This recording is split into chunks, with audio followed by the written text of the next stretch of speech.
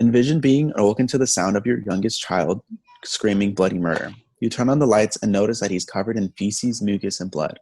Why is that? You are panting, carrying him into the car and worried about his condition as he turns blue.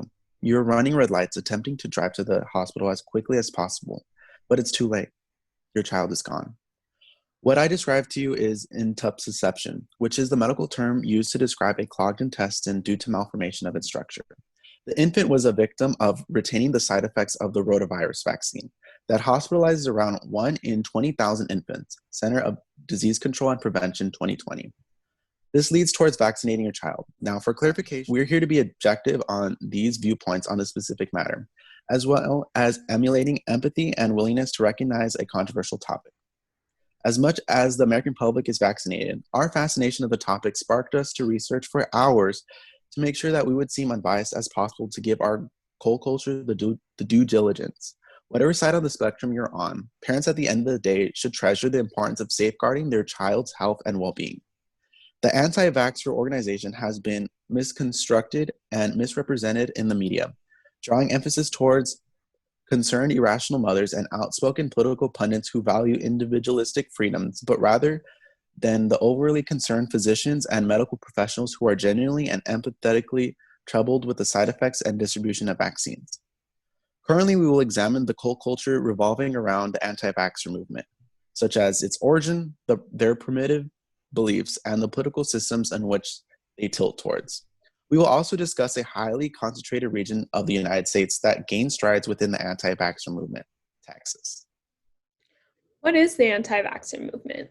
The anti-vax is a community of people who do not believe in vaccinations, and there are many different reasons why these people don't believe that they or others should be vaccinated. To start off, the beginning of the anti-vaccination movement began in the 19th century following Edward Jenner's discovery of using a cowpox lymph to help fight against the smallpox disease throughout Europe. People at the time believed that mandatory vaccination would take away their parental authority and personal beliefs. People feared that having vaccinations become mandatory, that the power they obtained to control their own lives and/or their children's lives would diminish. Sarah Novak, 2018. Vaccinations were also heavily fought against due to people's distrust of the government and sciences. With Edward Jenner's discovery that infecting somebody with the lymph from a cowpox blister could fight against the outbreaks of smallpox, people began to worry. The College of Physicians, Philadelphia, 2018. A discovery like this at the time was huge and extremely new to most. This caused many people to be in disbelief that something so odd could actually work. To reiterate, the stress of individualistic freedoms from the American government spurred an intrigue towards criticizing the cons of practicing medicine. Their conviction lies within forbidding the government to designate medical decisions for themselves, including acknowledging that vaccines contain unknown risks for patients who administer the vaccine. Anti-vaxxers have faith in the vaccines can curate pernicious and often fatal side effects, including harmful ingredients that can lead to other health defects. The Center of Disease Control and Prevention 2020 states that the pneumonia can be considered a side effect for administering the chickenpox vaccine, as well as the flu vaccine has been linked to the cases of Guillain-Barré syndrome, a syndrome where a person's immune system assaults the nervous system from functioning. This occurs from 2 children per 1 million vaccinated. Including the anti-vaxxers concur that the federal government agencies should not regulate the medical decisions of its constituents. Medical and pharmaceutical companies should not always be trusted in administering and selling federally administered vaccines into the medical market. Rand Paul, a representative from the United States House of Representatives and a registered doctor, believes that vaccines should not be regulated by the federal government. He much asserted, no single person, including the United States president, should ever be given the power to make the medical decisions for potentially millions of Americans. Freedom over one's physical person is the most basic freedom of all, and people in the free society should not be sovereign over their own bodies. When we give the government the power to make medical decisions for us, we in essence accept the fact that the state owns our bodies. Paul 2002, paragraph 4. As the beliefs of anti-vaxxers become much more quantifiable, this cult culture tends to disperse together and evenly throughout the United States. While the anti-vaccination movement is spreading throughout the United States, one of the most prominent clusters of those against vaccination in the US is in Texas. Considered one of the anti-vaxxers meccas within the country shown in the Gallagher's article 2020, the median consensus vaccination exemption percentage across school systems in Texas has doubled from 0.38% in 2012 to 0.79% in 2018, representing over 24,000 additional students with vaccine exemptions. It is believed that Texas may attract many families from different socioeconomic groups, meaning that those families may be hesitant to getting vaccinated due to economic or cultural reasons.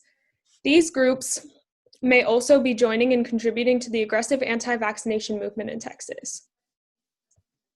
Peter Hotez, 2018. It is also believed that moving can cause a lack of health insurance coverage, resulting in inability to afford vaccines. Grant M. Gallagher, 2020. In Texas, it has become much easier to be exempt from being vaccinated for non-medical reasons for students in schools. As concentrated demographics such as Texas have become much more vocalized and adherent, modern political offices must adjust to the demands of their electorate. A Pew Research poll of 2,000 individuals compiled findings unearthing 12% of liberals and 10% of conservatives accept that childhood vaccines are safe. Pew Research Polls 2018, showing there are no bias towards Democrats and Republicans. No matter how robust an anti-vax supporter is, many still contain varying convictions that align with the main political parties, primarily focusing on other topics rather than the vaccinating your child. For instance, to create a parallel, the claim of not knowing the federal government to dictate the choice you make is with your medical doctor, not with other people in the government. And this has spurred interest within interest groups and lobbyists. During this time as well, alternative medicine has been used for medical treatment of anti-vaxxers, mostly found within the chiropractic community. Interest groups such as the American Chiropractic Association and the International Chiropractic Association deter from governmentally funded mandates proclaiming to administer medically sanctioned medicines. According to Mason 2015, these chiropractors during 2012 and 2015 respectively caucused to repeal religious exemptions for vaccination. As shown within our examples, the culture revolving around anti-vaxxers are not just analogous Karens overarching their melodramatic propaganda, but rather medical professionals, lobbyists, and everyday bipartisan Americans who contains pressing concerns over the practice of administering vaccines to every individual. The history, beliefs, and a condensed region within the country and the politics associated with anti-vaxxers gives insight on how not to prejudice the anti-vax community as one minuscule monolith within our cultural structure. Even if you do not understand how one could be against vaccines, the importance of having this specific conversation details how we must have empathy and concern for these people's health rather than just being patronizing and vulgar.